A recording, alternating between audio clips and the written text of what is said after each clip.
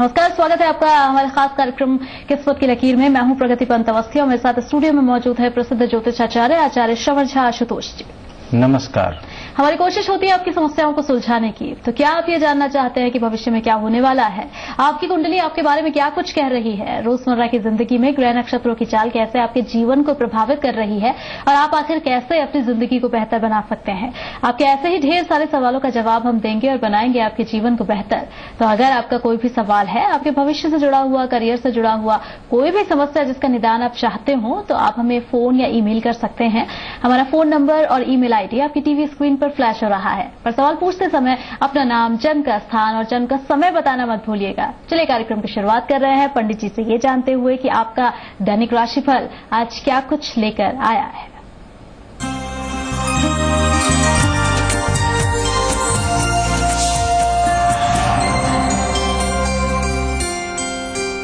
पंडित जी से सबसे पहले जानेंगे हम कि मेष राशि के जातकों का दिन आज कैसा रहने वाला है। आज आपका प्रयास साहसिक होगा, अर्थात जो भी कदम उठाएंगे वो साहस के साथ उठाएंगे। कार्य व्यवसाय में जोखिम उठाने से फायदा होगा, अर्थात रिस्क ले सकते हैं। खेल कूद में रुचि लेंगे। स्वभाव चिड़चिड़ा हो सकता है, यहाँ अपने स्वभाव को नियंत्रित रखें। आज आपके लिए दिन बहुत अच्छा है। चलिए, तो मेष राशि के जातकों का दिन तो आज अच्छा रहने वाला है। हालांकि उनका स्वभाव थोड़ा सा चिड़चिड़ा हो सकता है, इस पर नियंत्रण रखने की जरूरत है। वृष राशि के जातकों का दिन कैसा रहने वाला है, जानते हैं। जो पीछे से संघर्ष करते आ रहे हैं उसका आज फल मिलेगा। स्वास्थ्य का ध्यान रखना चाहिए। यहाँ कार्य व्यवसाय में तरक्की मिलेगी। धनागमन की भी संभावना है। तो आज आप अगर अपने स्वास्थ्य का ध्यान रख लेते हैं तो आज आपके लिए बहुत अच्छा दिन निकलने वाला है। तो वृष राशि के जातकों का दिन भी आज अच्छा रहने वाला है। धन का आगमन भी हो सकता है उनके जीवन में और इन सब के बीच तरक्की भी हो सकती है। मिथुन राशि के जातकों का दिन कैसा रहने वाला है, जानते हैं। मन प्रफुल्लित रहेगा, अर्थात उत्साह बना रहेगा। घूमने फिरने का भी मन करेगा। धार्मिक कार्यों में आपका मन लगा रहेगा। बच्चे खेल कूद में आगे बढ़ेंगे। तो हम कहेंगे कि मिथुन राशि वालों के लिए आज का दिन बहुत ही अनुकूल है। तो मिथुन राशि के जातकों का दिन अनुकूल है आज का। और इसके आगे बढ़ते हुए कर्क राशि के जातकों की बात करेंगे। उनका दिन कैसा है, क्या कुछ सावधानियां उन्हें बरतनी है दिन को बेहतर बनाने के लिए, पंडित जी बता रहे हैं।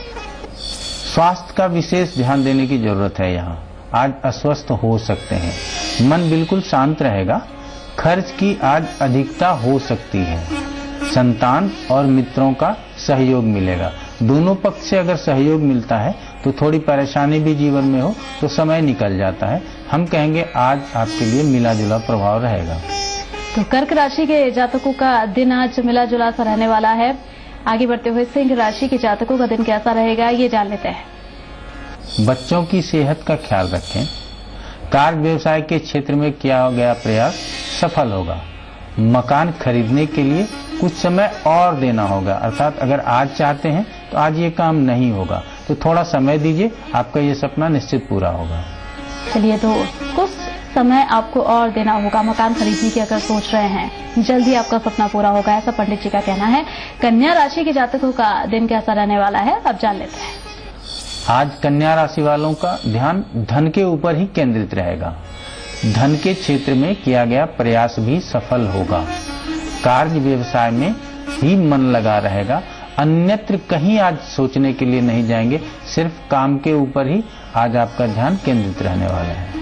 तो कन्या राशि के जातकों का दिन आज ठीक ठाक ही रहेगा, ऐसा पंडित जी बता रहे हैं। काम के ऊपर ही वो ध्यान लगाकर रखेंगे और करना भी चाहिए। आगे बढ़ते हैं, तुला राशि के जातकों की बात कर लेते हैं। तुला राशि के जातकों का दिन कैसा रहने वाला है, किस तरह से दिन को वो बेहतर बना सकते हैं, पंडित जी बता रहे हैं।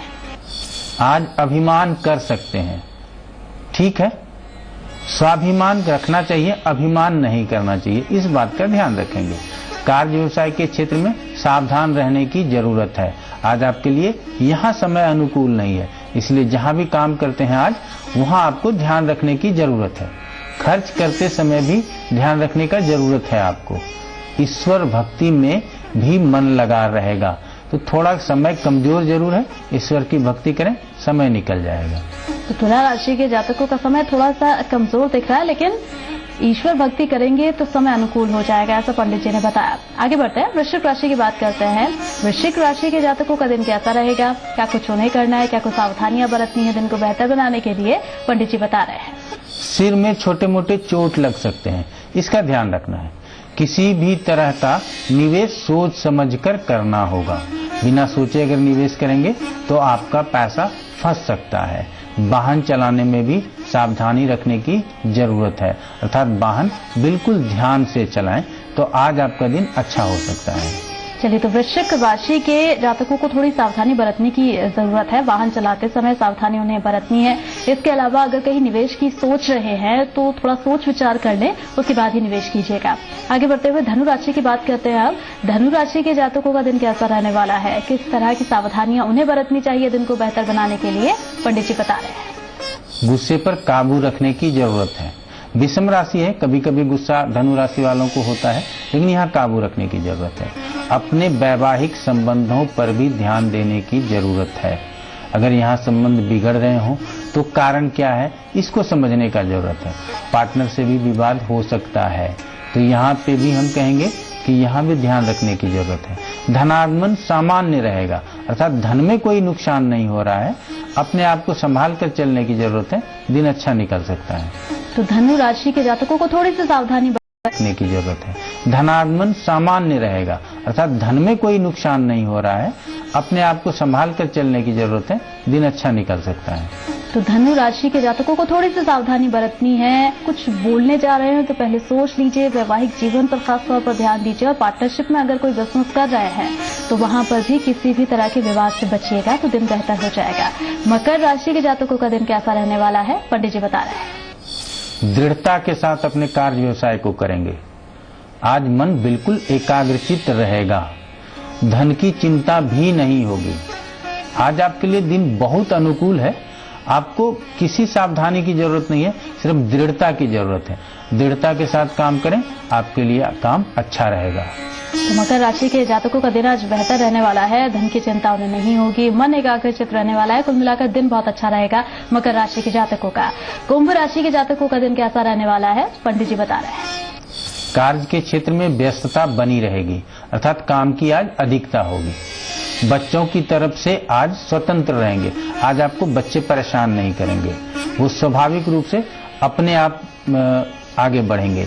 अचानक धन के हानि का योग बन सकता है, तो यहाँ ध्यान देने की जरूरत है। विदेश संबंधित कार्यों में सफलता मिलेगी, अर्थात अगर आप विदेश से संबंधित किसी भी तरह का काम हो, पासपोर्ट वीजा का काम हो, हर काम हो सकता है। तो आज आपके लिए दिन अनुकूल है। तो कुंभ राशि के जातकों को थोड़ी सी सावधानी बरतनी पड़ेगी। जैसा कि पंडित जी ने बताया कि अचानक धन हानि के संकेत मिल रहे हैं, इस तरह के योग बनते हुए दिख रहे हैं, तो थोड़ी सावधानी बरतिए अगर निवेश करने कहीं जा रहे हैं तो। इसके अलावा विदेश संबंधी अगर कोई काम चल रहा है तो उनमें सफलता मिल सकती है। आगे बढ़ते हैं, मीन राशि, अंतिम राशि की बात कर लेते हैं। किस तरह का रहने वाला है मीन राशि के जातकों का दिन, पंडित जी से जानते हैं। भाग्य पर भरोसा रखें। कभी कभी हम ऐसा नहीं करते, कहते हैं मेरा भाग्य बड़ा खराब है। ऐसा कहने की जरूरत नहीं है। किसी से मिलना सार्थक होगा। अगर कोई कार्यक्रम ऐसा बना रहे हो तो इसको पूरा कर लीजिए। माता पिता के सेहत का ध्यान रखने की जरूरत है। अगर स्वास्थ्य बिगड़ता है तो तुरंत ही चिकित्सक के पास ले जाएं। लाभ पर्याप्त मिलेगा, इसलिए चिंता करने की तो बिल्कुल ही जरूरत नहीं है। थोड़ा सा दबाव भरा समय है, लेकिन दिन अच्छा निकलेगा। तो मीन राशि के जातकों का भी दिन आज अच्छा रहने वाला है। कुल मिलाकर पंडित जी ने जैसा कि बताया, आप सभी जातकों की राशिफल के बारे में कि किस तरह का दिन आपका रहने वाला है, साथ साथ किस तरह की सावधानियां आपको बरतनी चाहिए आपके दिन को बेहतर बनाने के लिए। यहाँ पर हम रुकेंगे एक छोटे से ब्रेक के लिए, जल्द लौटते हैं।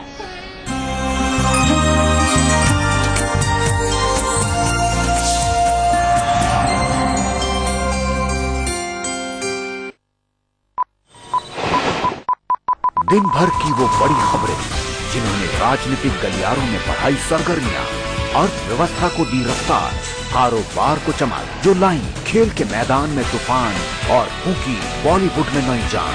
खबर दिन भर रोज रात 11 बजे जी मरुधरा पर। मेरी शान मेरा अभिमान। हौले हौले से केसर की बारिशें, विमल महक कश्मीरी केसर, जिसके स्वाद में डूब रहे हैं सब। विमल पान मसाला, दाने दाने में केसर का दम।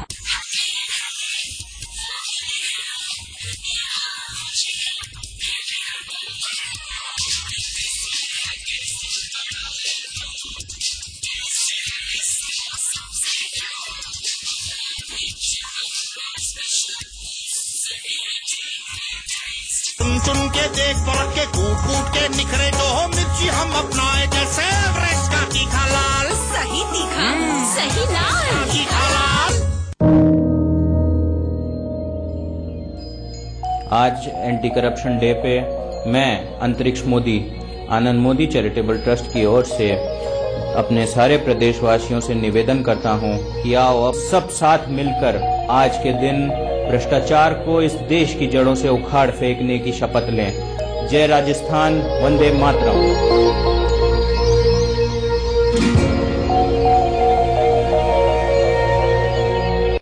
बहू, हिंग डाली या खा? तो कौन सी हिंग डाले माँ जी? ऐसी हिंग जिसमें हो गजब की खुशबू, गजब का स्वाद, जैसे एवरेस्ट का हिंगराज। शुद्ध खुशबूदार एवरेस्ट का हिंगराज। ये हुई ना बात।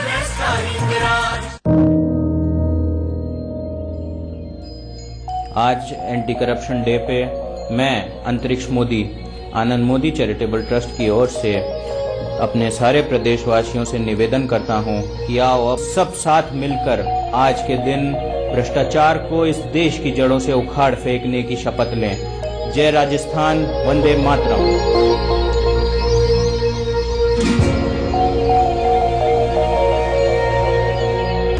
जी संगम की खबर का असर।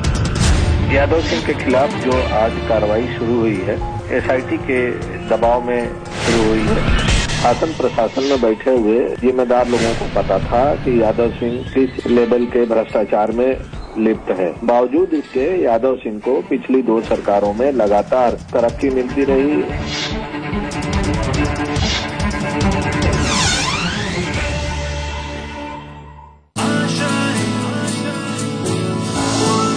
प्लान्स तो बहुत हैं, but how do I succeed? MBA तो कर लिया, अब जॉब का क्या? मैं कुछ बनना चाहती हूँ, बट उसका रास्ता क्या है? आज की युवा पीढ़ी में बहुत कंफ्यूजन है। आपके मन में लगता है कि आपके प्रश्नों के जवाब देने वाला कोई नहीं, तो आइए मेरे साथ मेरे शो में मैं आपको रास्ता दिखाऊंगा। डॉक्टर सुभाष चंद्र शो, शनिवार और रविवार शाम 7 बजे।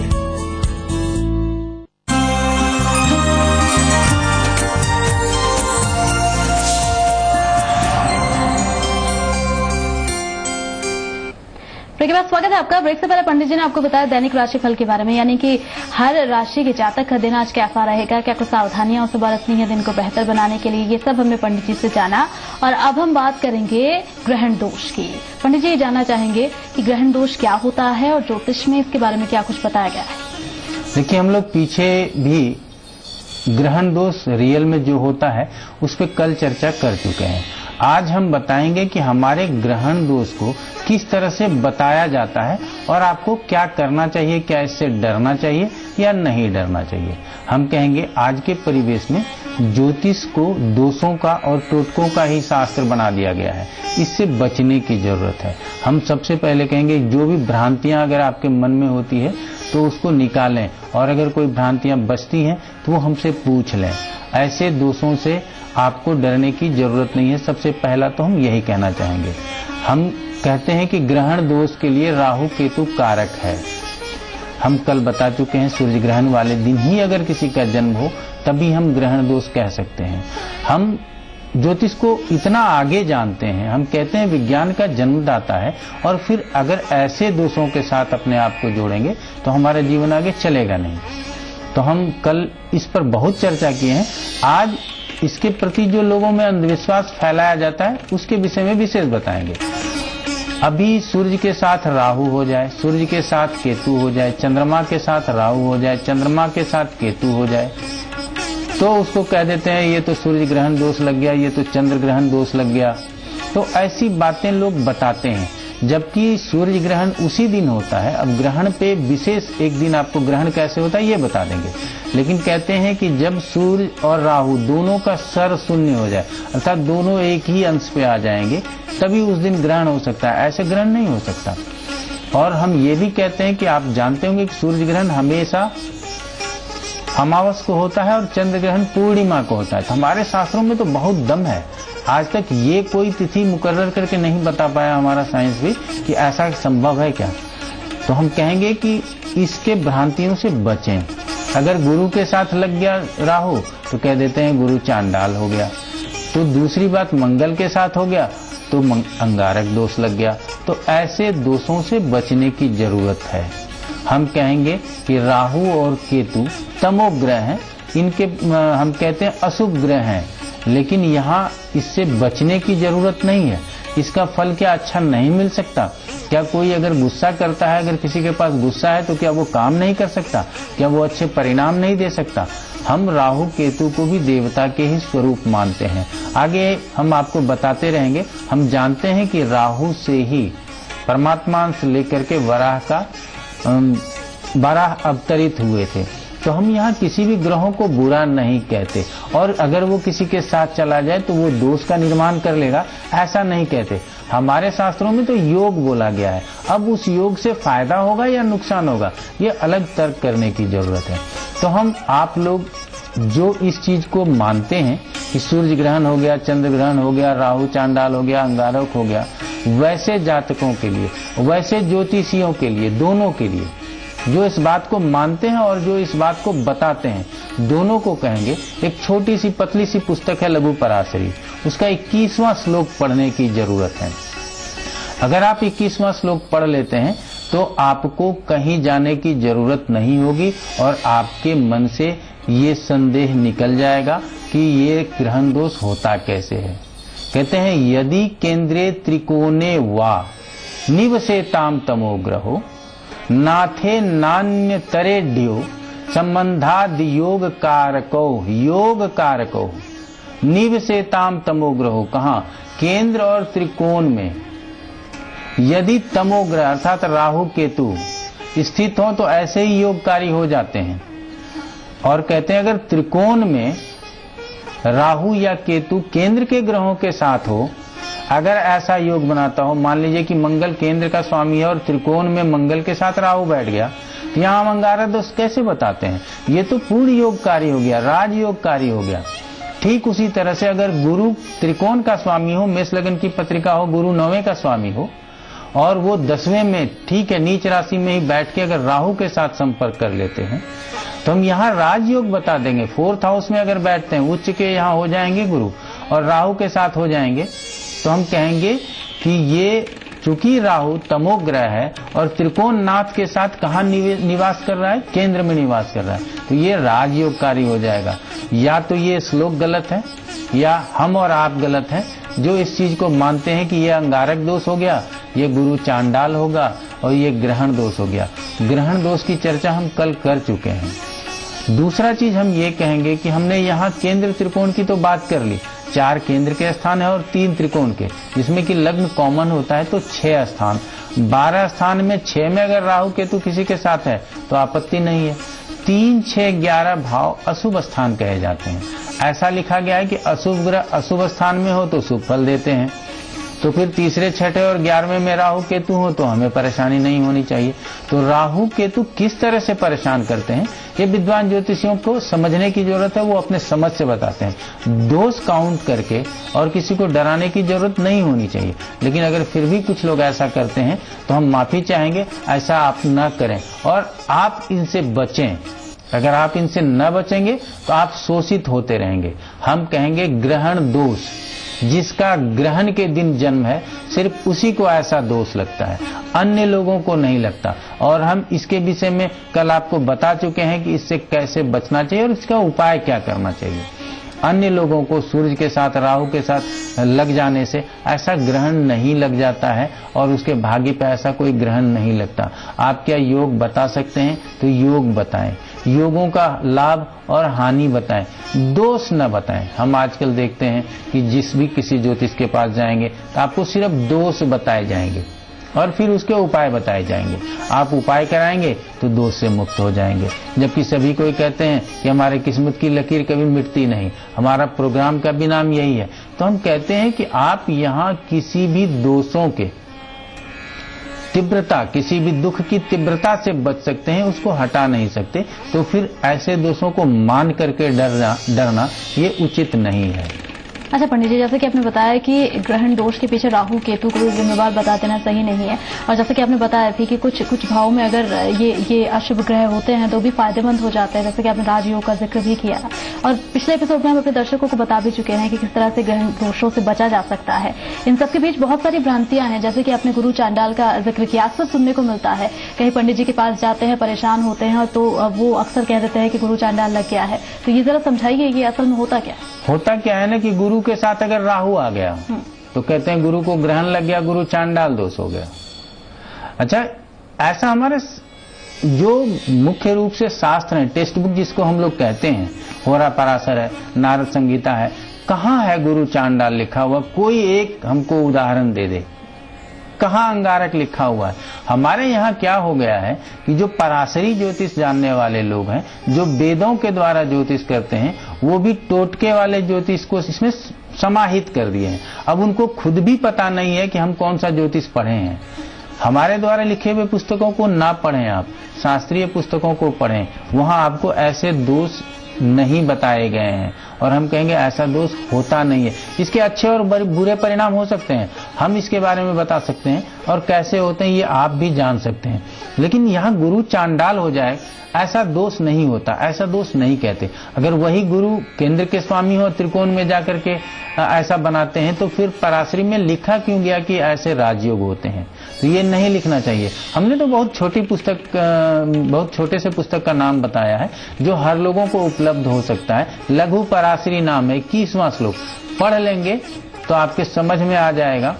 यहाँ तक हमारे यहाँ तो बताया जाता है गुरु चांडाल लग गया तो इसके लिए क्या क्या करें, सैकड़ों उपाय बता देंगे। मेष राशि वाले को गुरु चांडाल लग गया तो पीला चंदन लगाइए, वृष राशि को लाल चंदन लगाइए। इससे बचिए, बचने की जरूरत है, और हमारा प्रयास भी यही है कि आप लोग इससे बचें। और डरने की जरूरत बिल्कुल नहीं है।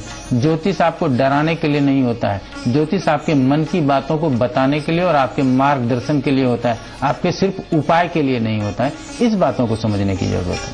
चलिए, तो हमारे दर्शकों को जैसा कि पंडित जी ने समझाया कि जो ग्रहण दोष होता है उसे जरा समझिए, उसका अर्थ समझिए, और जो भ्रांतियां फैली हुई है ग्रहण दोष को लेकर उसे भी समझने की जरूरत है, घबराने की जरूरत नहीं। एक छोटा सा ब्रेक यहाँ ले रहे हैं, जल्द लौटते हैं।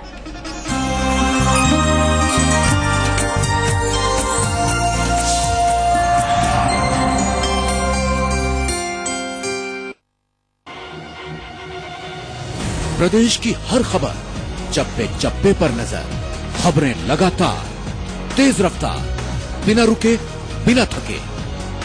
मरुधर एक्सप्रेस, जी मरुधरा पर, मेरी शान मेरा अभिमान।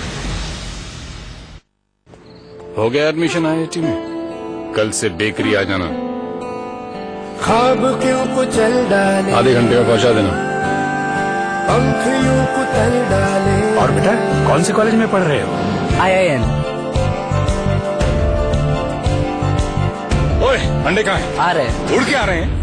Good morning, Mr. Sahu. Excellent. Mr. Sahu, please respond. Talking room मैंने बनाया, इतनी पढ़ा IIM से।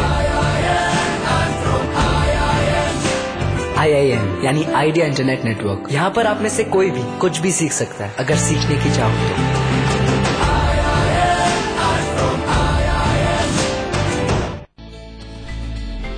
मेरी मेम साहब के कहने पर मैंने प्रधानमंत्री जन धन योजना में खाता खुलवाया। अब मैं अपने बच्चों के कल के लिए पैसे जोड़ती हूँ। सारी सरकारी सुविधाओं का लाभ भी मिलता है। तो आप भी नजदीकी बैंक जाके खाता खुलवाओ। प्रधानमंत्री जन धन योजना, मेरा खाता भाग्य विधाता। 17 अगस्त 2012 जी मीडिया ने किया कोयला घोटाले का पर्दाफाश। 24 सितंबर 2014 सुप्रीम कोर्ट ने जी मीडिया की खबर पर लगाई मुहर, किया 214 कोल ब्लॉक आवंटन रद्द। धमकी और दबाव के बावजूद अडिग रहा जी मीडिया, क्योंकि देश से बढ़कर कुछ नहीं। जी मीडिया, देश का सबसे बड़ा न्यूज नेटवर्क। अब कहीं भी किसी भी समय आप रहेंगे हमेशा अपडेट, क्योंकि जी मरुधरा है आपके पास। जुड़िए हमारे साथ फेसबुक पर facebook.com/pages/जी मरुधरा और ट्विटर पर twitter.com/z_मरुधरा और यूट्यूब में youtube.com/user/जी राजस्थान या हमारी वेबसाइट पर zmarudhara.com के जरिए।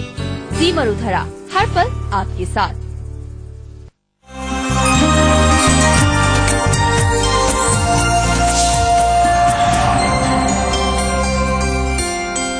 एक बार स्वागत है आपका। ब्रेक से पहले पंडित जी ने बताया आपको ग्रहण दोष के बारे में, उसके महत्व के बारे में, और उसे नहीं डरने की सलाह भी पंडित जी की तरफ से आप लोगों को दी गई। और अब बारी है हमारे खास सेगमेंट की, जिसमें हमारी कोशिश होती है अंधविश्वास को दूर करने की। एक बहुत ही प्रचलित धारणा सी रही है, हम सभी लोगों के घर में ही सुनने को मिलता है पंडित जी कि गुरुवार के दिन कपड़े नहीं धोने चाहिए, बृहस्पति देवता नाराज हो जाएंगे। हो सकता है कि आज बताने के बाद हमारे घर में भी आदत ठीक हो जाए। हम कहेंगे ठीक है, एक दिन आराम करना चाहिए। तो अगर आराम करने के दृष्टिकोण से कपड़े नहीं धोना है तो अच्छी बात है। अगर भाग्य बिगड़ जाएगा इसके विषय को अगर समझ के करना चाहते हैं तो ये गलत बात है। गुरुवार अर्थात गुरु का वार, ठीक है। तो गुरु जो दीक्षित लोग होते हैं वो उस दिन उस वार को अपने गुरु के लिए समर्पित होते हैं। आजकल तो गुरु की परिभाषा आप कैसे समझेंगे ये आपको ही समझने की जरूरत है। आप सुन ही रहे होंगे गुरु कैसे कैसे होने लगे हैं। तो हम सिर्फ इतना यहाँ कहना चाहेंगे कि डिटर्जेंट बचाना है, एक दिन कपड़ा नहीं धोना चाहिए। ये कोई भी दिन हो सकता है, गुरुवार हो ऐसा नहीं मानने की जरूरत है। आप किसी भी दिन, गुरुवार को तो और सफाई करनी चाहिए। हम लोग पहले के जमाने में ऐसा होता था कि हम इस वार को गुरु के लिए समर्पित होते थे, तो हम गुरु के पास हाथ जोड़े रहते थे। कोई भी ऐसा काम नहीं करते थे जिससे कि हमारा भोग विलास प्रदर्शित हो। तो वहां कहा जाता था धोबी को कपड़े नहीं देने हैं, अर्थात वहां वो जो प्रेस करके कपड़े देता था, वो चमकदार बना के देता था, उसके लिए मनाही था। लेकिन अब तो घर में भी कपड़े धोने लोग बंद कर दिए हैं। लेकिन हम कहेंगे कि क्या डिटर्जेंट से आप बचते हैं क्या? सुबह शौच से लेकर शाम के आकर के जब बाहर से आते हैं तो फेस वॉश करने वाले लोग समझें कि क्या ऐसा आप रोक सकते हैं क्या कि शौच से आने के बाद आप हाथ नहीं धोएंगे, परेशान होने के बाद चेहरा साफ नहीं करेंगे। अगर ये सब काम करेंगे, डिटर्जेंट का प्रयोग करेंगे, तो फिर कपड़े धोने में कोई बुराई नहीं है। अगर बुराई है तो फेस धोने में भी और हाथ धोने में भी बुराई है। तो हम कहेंगे कि ऐसा नहीं मानना चाहिए। क्यों परहेज किया गया था ये भी जानते हैं। अच्छा, ये चूंकि सोमवार से शनिवार तक के बीच का ये दिन चुना गया है ताकि पहले ये महिलाएं बहुत काम करती थी और रोज करती थी, तो उनको एक दिन आराम भी मिल जाए, ऐसा संभव है, इसलिए ऐसा विधान रखा गया होगा। लेकिन धोने से दुर्भाग्य हो सकता है, ऐसा हमने कहीं भी लिखा हुआ नहीं पढ़ा है। चलिए पंडित जी, बहुत बहुत शुक्रिया आपका कि आप हमारे स्टूडियो में आए और हमारे दर्शकों को इतनी सारी जानकारियां दी। इस उम्मीद के साथ कि आपको हमारा कार्यक्रम पसंद आया होगा और इस उम्मीद के साथ भी कि आपका आज का दिन आने वाले दिन से और भी ज्यादा बेहतर हो जाएगा। इजाजत दीजिए, नमस्कार। नमस्कार।